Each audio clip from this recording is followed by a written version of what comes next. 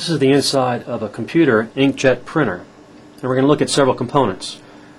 We're going to look at two DC motors that feed paper into the printer and provide translation of the inkjet head. We're going to look at plastic digital encoders that are used to monitor the positions of those motions. We're going to look at the actual inkjet head and talk about how it works. And we're going to see some other features like a limit switch here that detects whether or not the lid is down.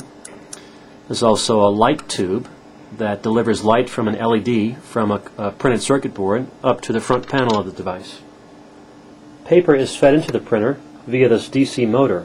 It turns a small pinion gear which drives a larger gear, which in turn drives another reduction from a smaller gear to another larger gear. The first set of gears are helical gears. The reason why those are used is because they provide a much smoother operation and quieter, because you have more teeth in contact as the motor turns. On the end of the output gear is a plastic disc that has a pattern printed onto it. It's a pattern of very fine black lines that are oriented radially from the disc center out to the perimeter. This gridwork of lines passes through a phototransistor at the base of the shaft that counts the lines as they go by. This is a very inexpensive way to manufacture a relative encoder. At the base of the disc you can see a black component that houses photo emitters, LEDs, and photoreceptors or transistors. And there's usually a set of two of these, so you can generate a quadrature output signal from this relative encoder disc. A second DC motor shuttles the inkjet heads. The motor drives a tooth belt, and as the motor turns, the belt moves and takes the print head with it across the paper. Instead of a plastic disc for a rotary encoder, here a linear encoder is used to measure the linear motion.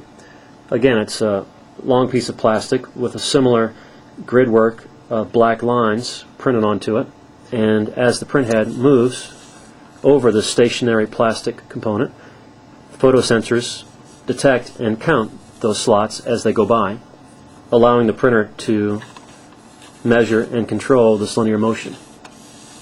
This is a close-up of the inkjet cartridge.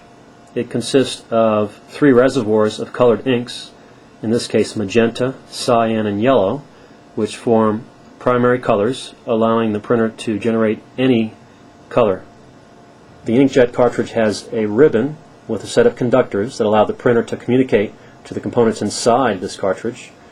You can see all of the conductor connections here, and they are connected to components inside the cartridge here. This is the inkjet head, where there are piezoelectric components that dispense and propel droplets of the liquid ink onto the paper. So there are many sets of fine holes, much too small to see with the naked eye, that dispense these droplets of ink. Here's a close-up of the microswitch that detects whether or not the lid of the printer is closed. So when the lid is closed, the switch is depressed down.